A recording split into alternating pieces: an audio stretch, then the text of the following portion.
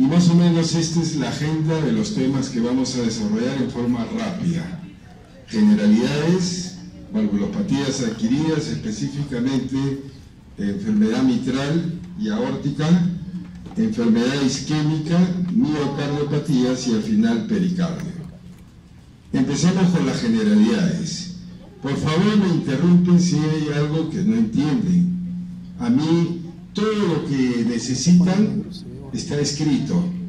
O sea que no hay nada que estar como taquígrafos escribiendo. Ya, todo está escrito. No se les va a preguntar nada que no esté escrito. Ya me he dado el esfuerzo de escribirles todo y de no grabarla, porque a veces ustedes no escuchan la grabación. Entonces todo está escrito. Traten de entender. Y cualquier pregunta estoy a su disposición. Lo más importante es entender. Ya tienen las copias con todo el resumen de la clase. Este es para recordarles la silueta del corazón. Borde derecho, aurícula derecha, parte superior, la vena cava superior y a veces la arteria aorta ascendente. Borde izquierdo, el botón aórtico, el tronco de la pulmonar, la orejuela izquierda y el ventrículo izquierdo. Entiendan porque acá está. Lo que está en amarillito es para lo que han venido, es lo que se les va a preguntar, ya lo que hay que dar énfasis, y el resto es escrito para que entiendan lo amarillito, ¿ya? Esto es para que se den cuenta en el espacio cómo están distribuidas las cavidades. Miren, hacia adelante tenemos el ventrículo derecho. El contorno derecho vimos que era la aurícula derecha. El contorno izquierdo es el ventrículo izquierdo. Y hacia atrás se encuentra la aurícula izquierda. Entonces la estructura que está en contacto con el esófago es la aurícula izquierda. La aurícula izquierda está hacia atrás, ¿ya? Esto es para que reconozcan en el espacio cómo están distribuidas las cavidades. Entonces el que me ponga en una placa que adelante se ve en el contorno derecho el ventrículo, apanao, pues, ¿ya? Porque el ventrículo se encuentra hacia adelante y no se ve su contorno, ¿ya? Esto es para recordar en una placa lateral que la primera parte es el ventrículo derecho, el cono de la arteria pulmonar, y hacia atrás, ¿a quién dijimos? A la aurícula izquierda y el ventrículo izquierdo, ¿ya? Esto es para ver más o menos cómo sería la conformación en el cuerpo humano. Aquí estamos retirando el pericardio y moviendo los pulmones, y tenemos que el que se encuentra delante es el ventrículo derecho. Hacia la derecha tenemos la aurícula derecha, hacia la izquierda el ventrículo izquierdo. Como el ventrículo derecho es anterior, ¿quién sale? El tronco de la arteria pulmonar, y hacia atrás está la aorta. Entonces vamos a practicar un corte aquí para abrirlo, y vemos que tenemos aquí a la válvula aurículo-ventricular derecha o válvula tricúspide. Y entonces, ¿quién estaba a la derecha? La aurícula derecha. Entonces la sangre que llega aquí pasa hacia la izquierda para llegar al ventrículo derecho, y de ahí sale por el orificio la arteria pulmonar con sus 3 válvulas sigmoideas, una anterior y 2 posteriores. Ahora vamos a sacar esto y vamos a encontrar que por detrás se encuentra el ventrículo izquierdo. Como ven, aquí no está la aurícula está detrás de esto. Entonces la sangre viene de atrás hacia adelante, se llena el ventrículo y sale por la aorta. Y estas son las válvulas sigmoideas aórticas, que es lo opuesto. Dos anteriores y una posterior, en amarillito, para que marquen en la respuesta. Ahora, el primer tema que nos corresponde es estudiar valvulopatías. ¿Ya? Lo hemos dividido en tres partes y la primera es las generalidades. Corazón derecho, corazón izquierdo. El derecho recibe la sangre de las cavas, pasa de la aurícula al ventrículo y de ahí a través de la arteria pulmonar va hacia los pulmones, donde la sangre se va a oxigenar. Y esa sangre oxigenada llega a través de las venas pulmonares a la aurícula izquierda, que tiene una posición posterior, pase hacia adelante, hacia el ventrículo izquierdo, y de ahí sale a todo el cuerpo por la aorta. En la clase nos han indicado que les hablemos de corazón izquierdo. ¿Por qué? Porque la mayoría de valvulopatías comprometen el lado izquierdo. Y aquí tenemos a la válvula aurículo-ventricular o mitral, y acá tenemos a las válvulas sigmoideas aórticas. La mitral mide de 4 a 6 centímetros cuadrados y la aórtica 3 centímetros cuadrados. Esto es importante para que ustedes entiendan lo que pasa en estenosis e insuficiencia en el lado izquierdo. ¿Quién estaba adelante? El ventrículo derecho. ¿Quién estaba hacia la izquierda? El ventrículo izquierdo. ¿Qué salía del ventrículo izquierdo? La aorta. Y acá tenemos a las válvulas sigmoideas aórticas. ¿Quién se encontraba en posición posterior? La aurícula izquierda. ¿Se acuerdan? La aurícula izquierda. Entre la aurícula izquierda y el ventrículo izquierdo tenemos la válvula aurículo-ventricular. ¿Y qué es lo que pasa aquí? Cuando se contrae el ventrículo izquierdo en sístole, la sangre sale hacia la aorta. Cuando la sangre pasa de la aurícula izquierda al ventrículo izquierdo, no va a pasar en sístole, pasa en diástole. Y entonces lo que hace la válvula aurículo-ventricular es impedir que la sangre pase del ventrículo a la aurícula durante la sístole. O sea, esto se contrae, y si este es insuficiente, parte de la sangre que debe salir pasa a la aurícula izquierda, ¿ya? Y entonces el soplo de insuficiencia es un soplo sistólico. Ahora, una vez que se produce la contracción, la fuerza y la presión que genera el ventrículo izquierdo es tal que durante la sístole la sangre sigue fluyendo, pero durante la diástole la sangre regurgita.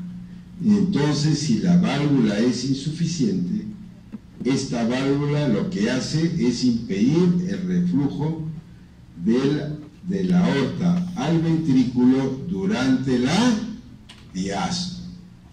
Muy bien, pregunta de examen, facilito y papayita. Primer punto, ¿cómo reconozco las válvulas? Aurícula izquierda, ¿se acuerdan que hablamos? Trazamos una raya imaginaria al borde derecho y más o menos todas están en esta línea. Tricúspide abajo, mitral un poquito más arriba, aórtica y pulmonar. Y en la lateral trazamos una línea en T5 al vértice del corazón, y por debajo de la línea se encuentran las válvulas aurículo-ventriculares. ¿Quién estaba abajo? La tricúspide. ¿Quién estaba un poquito encima? La mitral. Y por encima de la línea, la aórtica y la pulmonar. pregunta de examen. Estos son todos los estudios que se pueden hacer para estudiar al corazón en general, ¿ya? Desde la radiografía simple, la ecocardiografía, la tomografía. Entonces el estudio adecuado será de acuerdo a lo que uno quiere estudiar. Por ejemplo, para valvulopatías, que es el tema que estamos desarrollando, la radiografía nos permite ver el tamaño cardíaco, la vascularización pulmonar y identificar la presencia de calcificaciones. La ecocardio nos permite medir la gradiente de presión y a través de eso mide flujos y mide áreas. O sea, la ecografía, de acuerdo a la cantidad del Doppler continuo, saca sus cálculos y su velocidad y aprieta uno un botoncito y le dice: el orificio es más o menos de esta medida. Y el grado se va a determinar de acuerdo al tamaño del orificio. Y la tomografía y la resonancia actualmente están adquiriendo mucha importancia, porque hace unos 10 años tener un tomógrafo multicorte o un resonador era una hazaña y costaba un montón de plata. Ahora ya no, y los millonarios ponen sus equipitos porque tenemos bastante clientela que manda, como ustedes, ¿no? Lo primero que debe hacer uno cuando estudia el corazón es determinar el tamaño cardíaco. Y acá está resumido qué enfermedades van con corazón normal y qué entidades van con corazón grande. Solamente en la estenosis mitral les menciono que la mayoría de veces es de tamaño normal y pocas veces puede crecer un poquito. Y si les digo eso es porque va a ir en el examen, ¿no? Bueno, yo digo que va a ir, les he mandado las preguntas, no sé si las pondrán. Son 3 signos radiográficos, tomográficos, ecográficos que nos determinan a nosotros cuándo debemos pensar en una valvulopatía. La dilatación de la aurícula izquierda, por eso les hice ese preámbulo, nos indica una valvulopatía mitral. La dilatación de la aorta ascendente, ¿se acuerdan? El primero, la cava superior y al costadito el tronco. Cuando eso se dilata, pensamos en una valvulopatía aórtica. ¿Qué tipo de lesión puede suceder en una válvula? La estenosis y la insuficiencia, y una tercera que es la combinación de los dos. ¿Qué pasa en la estenosis? Si yo tengo el orificio que se achica, entonces lo que iba a pasar a la otra cavidad, por ejemplo de la aurícula izquierda al ventrículo izquierdo, demora en pasar.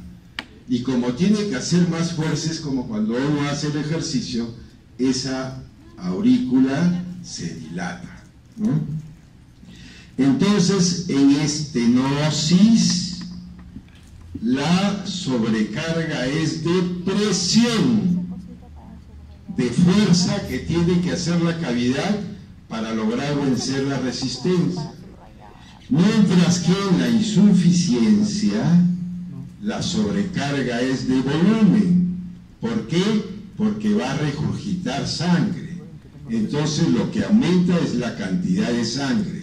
Entonces en insuficiencia hay sobrecarga de volumen y lo que está en amarillito es lo que les pregunto en el examen.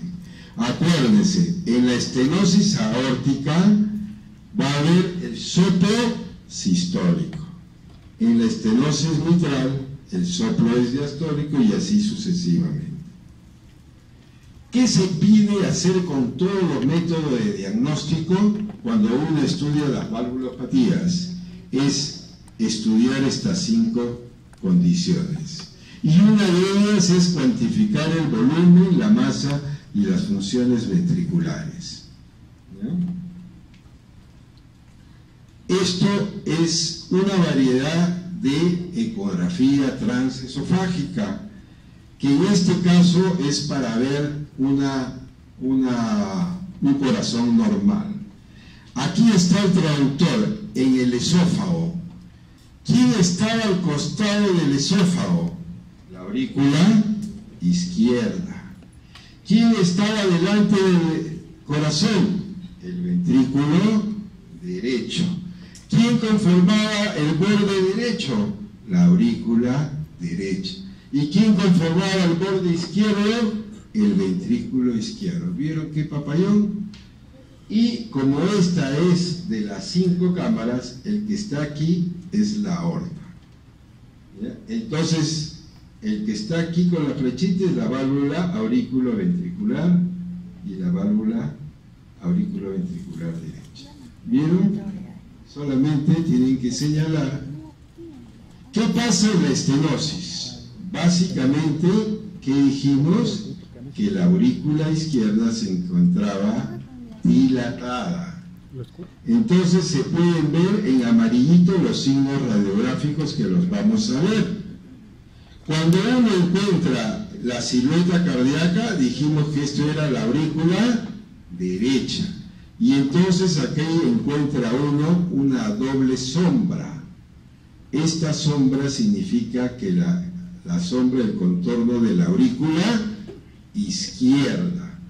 Y la aurícula izquierda está por debajo de la bifurcación. Si crece la aurícula izquierda, ¿qué se va a producir? Que aumenta el ángulo carinal o aumenta el levantamiento del bronquio izquierdo. Ya con la tomografía y con la resonancia ya se miden las cavidades. Ponen el aparatito, el cursor y les dice el volumen es tanto, se van a su tablita y dicen aurícula dilatada, como en este caso.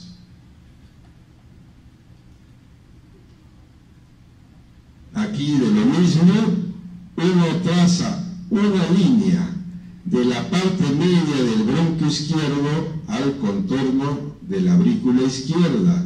Y si esto mide más de 7 centímetros, hablamos de crecimiento ¿de quién? De la aurícula izquierda. Entonces, si la aurícula izquierda, ¿quién estaba acá? El tronco de la pulmonar, y acá teníamos la orejuela izquierda. Si no saben anatomía, si no saben interpretar lo primero que les puse, entonces están de más sentados en este auditorio. Entonces, si crece esto, es la aurícula izquierda, ¿ya? La orejuela izquierda. Este es, miren, lo que vimos hace un momento. Esta es ya por vía anterior. ¿Quién estaba adelante? El ventrículo derecho. ¿Quién estaba atrás? La aurícula izquierda. ¿Quién estaba hacia adelante? El ventrículo izquierdo. Y miren la aorta, así de facilito se ven las imágenes con ecocardio. Y no, entonces con sus altos estudios de anatomía fácilmente dan y reconocen la imagen, que en este caso, miren que esta es la válvula mitral, presenta una cúpula que durante la diástole, como pasa la sangre, protruye hacia el ventrículo la válvula mitral, y esta aurícula izquierda se encuentra totalmente dilatada. El flujo continuo nos mide cómo la velocidad diastólica es bien alta. Esto debería ser así, pero acá está alta y el descenso es lento. Ellos miden esta velocidad y detectan qué área de superficie es la estenosis, así de facilito. Acá de lo mismo, miren, y acá es una tomografía para recordar, miren, la calcificación entre quién, entre la aurícula y el ventrículo, que es una de las consecuencias de una enfermedad llamada fiebre reumática, que en muchos casos produce calcificación de la válvula y produce la estenosis o la insuficiencia. Habitualmente las calcificaciones se ven más en las insuficiencias que en en la estenosis. ¿Qué pasa en la insuficiencia? La válvula mitral insuficiente hace que la sangre de la aurícula izquierda pase al ventrículo izquierdo, no, que la sangre del ventrículo izquierdo pase a la aurícula izquierda. Todos estos factores, por ejemplo, hipertensión, estenosis, contribuyen a que esta regurgitación sea máxima. Y entonces, ¿qué hay? Aumento de la presión de la aurícula izquierda, dilatación de la aurícula izquierda. Si la enfermedad sigue avanzando, se dilata el ventrículo izquierdo. Aquí ya tenemos ¿qué signos radiográficos? El doble arco, el bronquio. Acá ya tenemos dilatación del ventrículo, que son estos signos radiográficos. Y por último, se lleva la insuficiencia cardíaca con estos signos radiológicos. Acá una resonancia magnética donde se ve claramente la dilatación del ventrículo izquierdo y de la aurícula izquierda. Y miren, en negrito se ve la regurgitación del ventrículo hacia la aurícula. Esta intensidad nos indica que hay reflujo retrógrado, ¿no? Aquí está, aunque no se ve bien, pero es la que va a ir en la imagen del examen. Se ve la calcificación en amarillito, avisándoles la calcificación del anillo de la válvula mitral. Generalmente se ve mejor en la radiografía lateral, ¿ya? Y la calcificación generalmente se acompaña en las insuficiencias. Aquí tenemos una resonancia donde vemos gran dilatación de la aurícula izquierda, la calcificación de la válvula mitral, y esta es una enfermedad mixta. En la estenosis y la insuficiencia, lo que predomina es la hipertrofia del ventrículo, pero las arterias coronarias, como vamos a ver después, irrigan el corazón, cada estructura en base al ciclo cardíaco. Por ejemplo, el ventrículo izquierdo, las arterias coronarias irrigan al ventrículo izquierdo en diástole, pero no en sístole. Entonces, si aumenta la presión del ventrículo izquierdo en sístole y diástole, va a haber problemas de irrigación y estos pacientes pueden hacer infarto y se mueren o hacen angina. Acá también vemos en la insuficiencia, dilatación e hipertrofia del ventrículo izquierdo. Acá se acuerdan, aurícula derecha, vena cava superior, pero en este caso ya no es la vena cava superior, sino la aorta ascendente, porque se ha dilatado. Esta es su imagen en radiografía, esta es su imagen en tomografía, y esta es una para ver la calcificación de la válvula aórtica en una reconstrucción tomográfica. Insuficiencia aórtica, ¿qué quiere decir? Que durante la diástole se regurgita, que se ve como una señal hipointensa que va de la aorta al ventrículo izquierdo. Calcificaciones de la de la válvula aórtica, y terminamos valvulopatías. Ahora nos vamos a ver la enfermedad isquémica miocárdica, y para eso vamos a hablar de la anatomía. La arteria coronaria izquierda, la arteria coronaria derecha. La izquierda va por detrás del tronco pulmonar y esta va por el surco coronario. La izquierda da la circunfleja izquierda y la descendente anterior o descendente anterior izquierda. La coronaria derecha da la marginal aguda y esto es visto de atrás. Esta es la coronaria derecha y aquí quiero que tomen cierta concentración, que es que va a dar dos ramas terminales, la descendente posterior y la posterolateral. La que ve estas dos ramas se llama circulación dominante. En este caso sale de la coronaria derecha. Entonces, esta es una irrigación predominantemente o dominantemente derecha. Si estas dos ramas salieran de acá, hablaríamos de dominancia izquierda. Entonces, ¿cuáles son las ramas que determinan la dominancia? La descendente posterior y la posterolateral. ¿Se entendió, no? Y entonces tenemos esta grafiquita, que es pregunta del examen, que es señalar coronaria izquierda da la circunfleja, la descendente anterior izquierda, coronaria derecha, que hacia atrás da la posterolateral y la descendente, que determinan la dominancia. En este caso, esto es un corazón dominante derecho. Entonces la dominancia será derecha cuando las dos ramas salen de la derecha, y será izquierda cuando las dos ramas salen de la izquierda.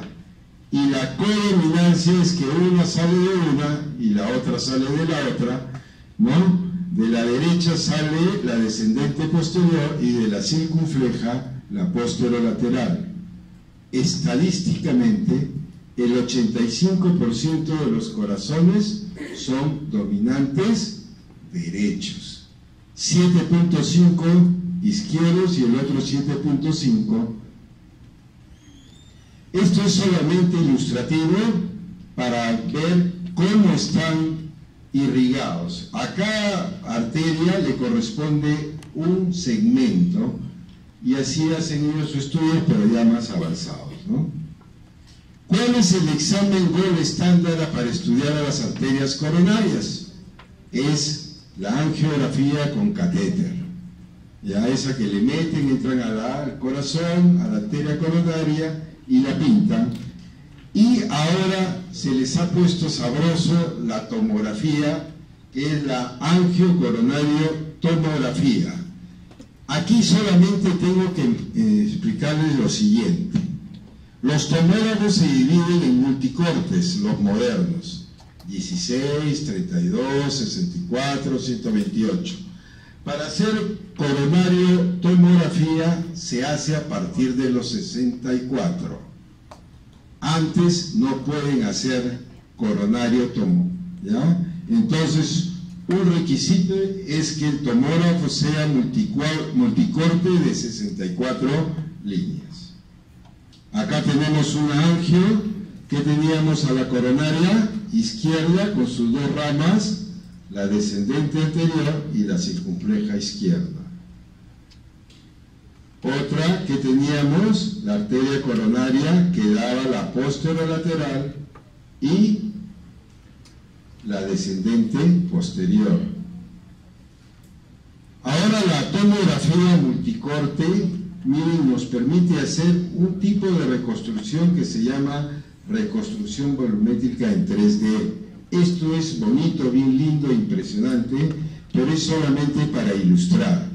Después les voy a indicar cuáles son las imágenes que se emplean para estudiar adecuadamente, pero miren las imágenes, miren la coronaria izquierda dando la circunfleja y la descendente, miren a la arteria coronaria derecha con su descendente posterior y su posterolateral. La tomografía reconstruye las imágenes y le pone el color que ustedes quieran. Aquí inclusive pueden anular todas las imágenes y miren cómo salen las arterias, cómo las dibujo en el estudio tomográfico. Aquí miren, estos son reconstrucciones planares. Miren cómo se ve el vaso, con contraste por supuesto, y ven que está blanquito, no hay ninguna obstrucción. Miren la reconstrucción volumétrica, igual. Qué bonito, esto es una tomografía, angiotomografía coronaria normal. ¿Cuál es la causa que determina que las arterias coronarias tengan una enfermedad es la ateromatosis, más del 90%. Y aquellos factores que reduzcan la presión sistólica, un shock, estenosis o insuficiencia, pueden agravar la estenosis de las arterias coronarias. Llévense este mensaje. Cuando se comienza a formar la placa ateromatosa, el lumen, miren, se encuentra indemne. Entonces hay una dilatación extrínseca, felizmente para nosotros, dilatación extrínseca, y a eso se le llama remodelado positivo. Conforme vaya avanzando, ya el lumen se va a ir comprometiendo para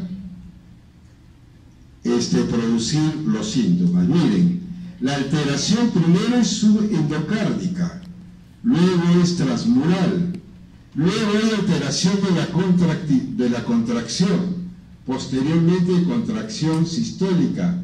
De ahí vienen los cambios electrocardiográficos y después la sintomatología. Y estas alteraciones de la perfusión, ya la resonancia magnética las puede evaluar en este estadio. ¿Ya? Por eso que se pelean, pero cuesta caro.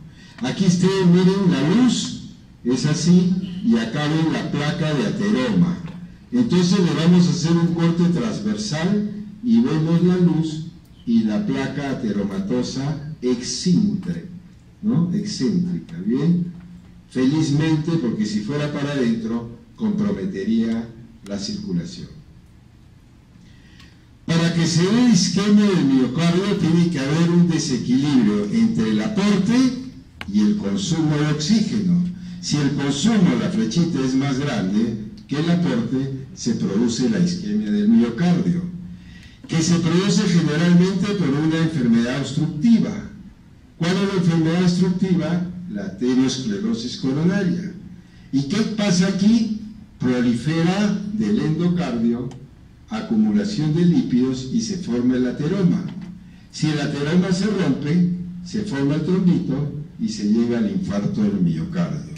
Pero para que llegue a esto, para que se haga evidente, para que comiencen a aparecer los síntomas, tiene que haberse reducido el 50% de la luz, que representa un 75% del área de la luz de una arteria principal.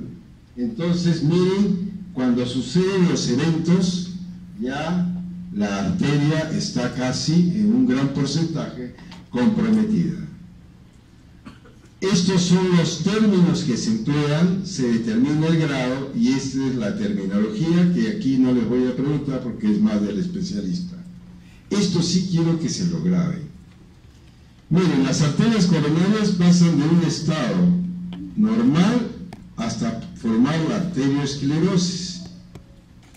Pero esta arteriosclerosis es asintomática durante décadas, hasta que la placa se convierte en una placa vulnerable. Y esta placa vulnerable produce el trombo y todas las complicaciones del infarto y de la enfermedad coronaria. Entonces, la placa que era, ¿se acuerdan? Ese remodelado adecuado se convierte en un remodelado diferente y se forman placas vulnerables, y aquí, en este estado, el paciente ya se encuentra en peligro.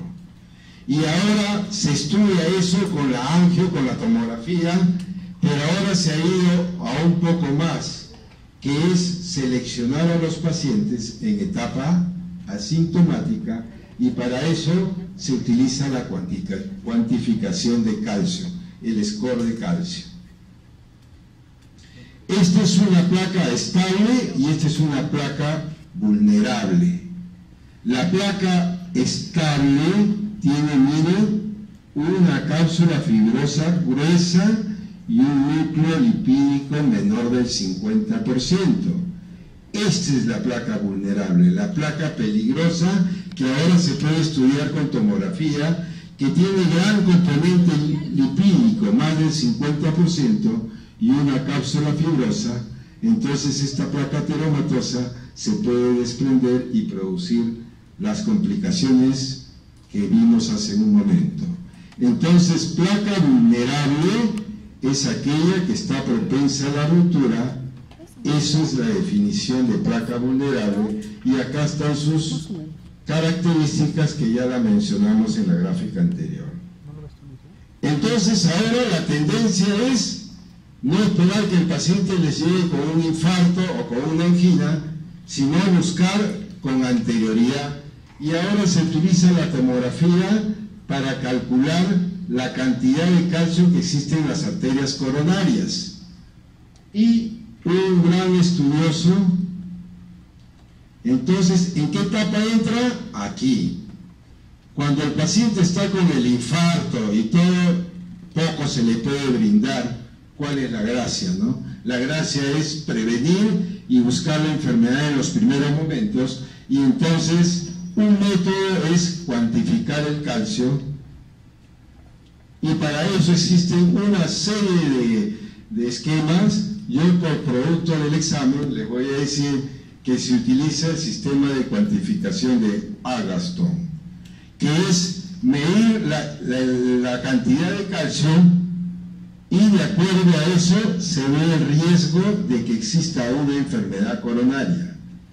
Si uno agarra personas asintomáticas menores de 50 años, vemos que entre el 20 y 30% que tienen calcificación tienen algún grado de estenosis coronaria. Entonces, no es directo, pero sí es probabilístico, y tener más cantidad de calcio podría indicarnos que tiene una enfermedad coronaria adyacente. Lo mismo, esto es para indicar la especificidad y la sensibilidad de la tomografía. Y acá tenemos un ejemplo, reconstrucciones planares, donde vemos una zona de estenosis. Miren, una zona de estenosis, que va a ir una de las fotitos y dice estenosis coronaria, y ustedes lo señalan, ¿no? Miren, en la reconstrucción volumétrica 3D se ve una interrupción, pero llega a pasar, y aquí está la estenosis coronaria. Acá, miren, ven grandemente las ramas con calcificaciones, o sea, es un paciente peligroso. Entonces, la tomografía nos sirve ahora para hacer angiotomografía, pero acuérdense que siempre la coronariografía con catéter sigue siendo el examen de elección. Hemos terminado isquemia, se ha entendido, y pasamos ahora a las miocardiopatías, que es yuca, así que vamos a hacerlo lo más simple. Ya, una miocardiopatía es una alteración miocárdica en que el músculo falla estructural y funcionalmente, y se descarta enfermedad coronaria que hemos visto, hipertensión, enfermedad valvular que hemos visto, y cualquier otra enfermedad.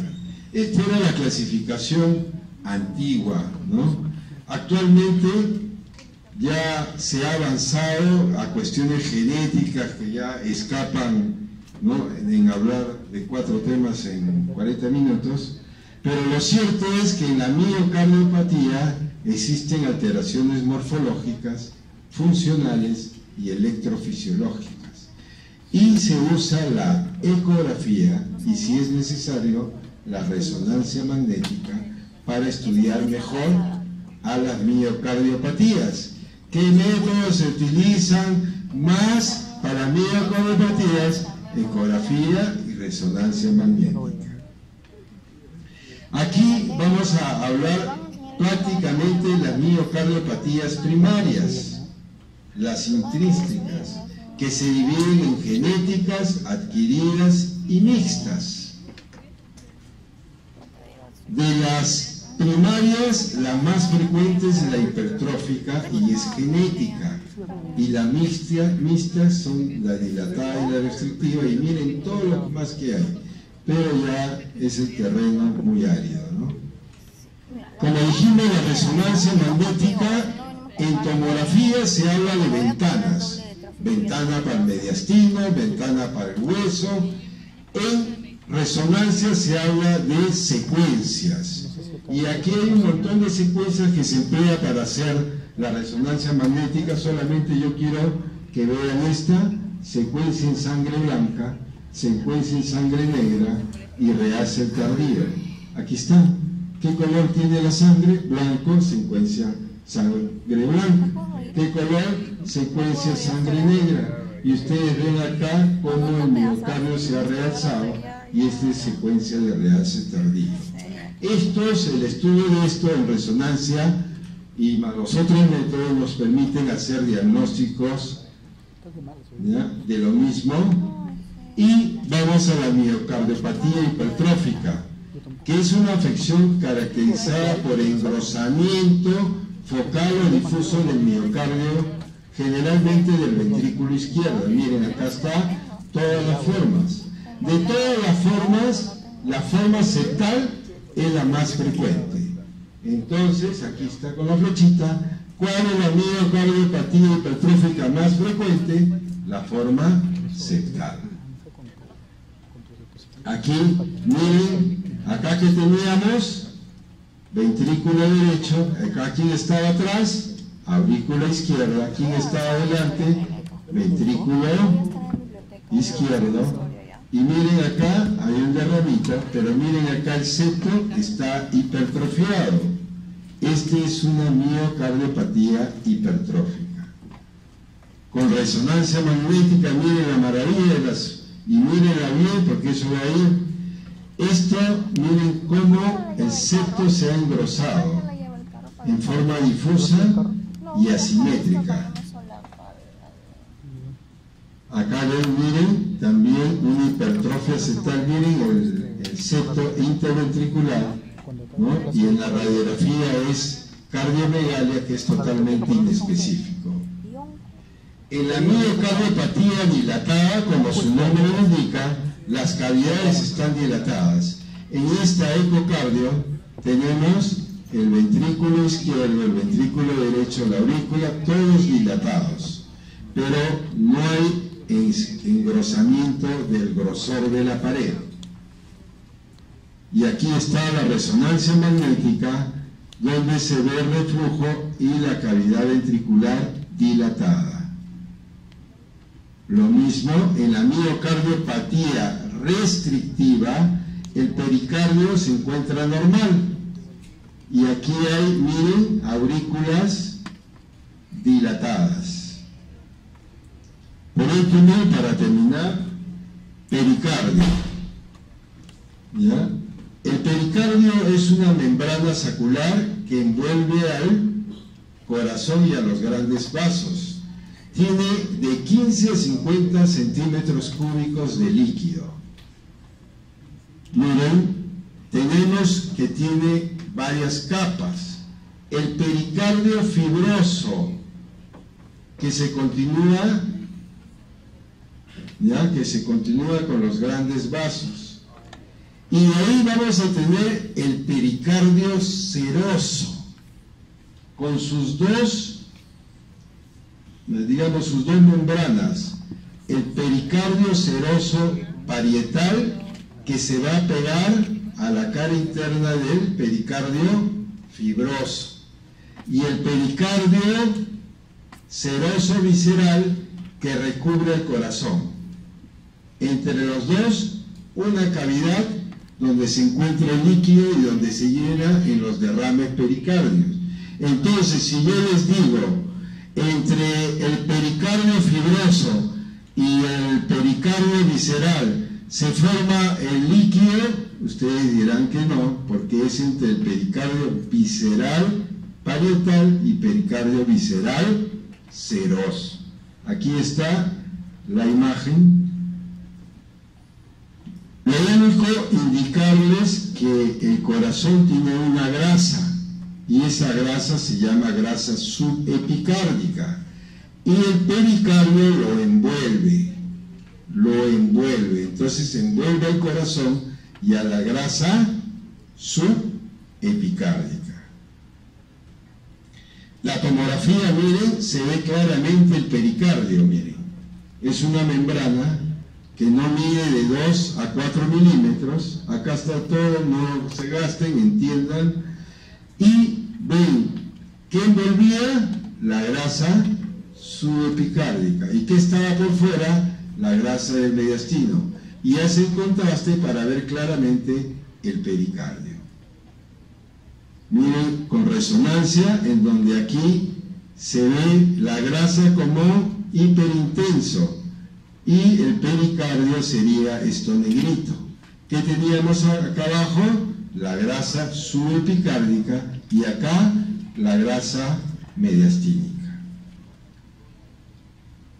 En la pericarditis existe una enfermedad inflamatoria. Puede o no haber derrame y el 80% de los casos es idiopático, no se llega a descubrir, pero otras veces puede ser cualquiera de estas causas. ¿Qué nos sirve la radiografía? No nos sirve casi para nada, ¿ya? La eco puede mostrar, pero aquí se sacan la mugre, la tomografía y la resonancia magnética. Se están peleando porque, como vieron, claramente se puede demostrar el engrosamiento del pericardio y su extensión. Aquí, miren, el pericardio, que es esto normal, acá hay nodulitos. Y este es un engrosamiento focal del pericardio, que en este caso es por una metástasis. Y acá ven, miren, el engrosamiento difuso del pericardio, que es por un linfoma que invade el pericardio. Acá ven claramente el engrosamiento y a veces se acompaña de derrame. Entonces, cuando nosotros hablamos de taponamiento, es cuando la cantidad de líquido es tal que comprime el corazón e interfiere en su normal funcionamiento. La radiografía no es importante porque requiere 250 centímetros cúbicos de líquido para recién ser detectados. Y en la radiografía lateral existe el signo de la banda o almohadilla de grasa epicárdica. Miren, corazón en botella de agua, y acá se ve una banda de ¿cuántas densidades tenía el corazón? Densidad agua, densidad grasa, etcétera, etcétera. Acá tenemos la densidad grasa del subepicárdica, la densidad grasa del mediastino, y entre los dos hay una banda. Si esta banda es mayor de 4 milímetros, indica que hay engrosamiento del pericardio con la radiografía. Miren el derrame del pericardio. Acá tenemos un corazón grande, le hicieron una pericardiocentesis, regresó a su posición normal. Y acá miren, esto es un corte coronal y este es un corte axial. Y todo lo que ven en asterisco es derrame pericárdico. Corte, ¿qué es? Corte coronal y corte axial. Aquí ven, miren, un derrame masivo. Y hay un momento en que ustedes tienen que diferenciar el corazón grande, entre un derrame pericárdico y una insuficiencia cardíaca. Y el diagnóstico básicamente se hace por las venas. Las venas, cuando un paciente está de pie, estas son más gruesas que las venas superiores, por gradiente. En el caso de la insuficiencia cardíaca, se pierde esto y los vasos se vuelven más gruesos. En cambio, en el derrame pericárdico hay crecimiento, pero la vasculatura es normal. La ecocardiografía ve fácilmente, miren, el derrame pericárdico como una imagen anecogénica. La tomografía igual permite medir tanto la tomografía como la resonancia magnética. En caso de la tomografía mide densidades. Si esto fuera sangre, hay densidad para el sangre y lo mide y se acerca más al diagnóstico. Igual que la resonancia magnética, ¿no?, que permite claramente diferenciar.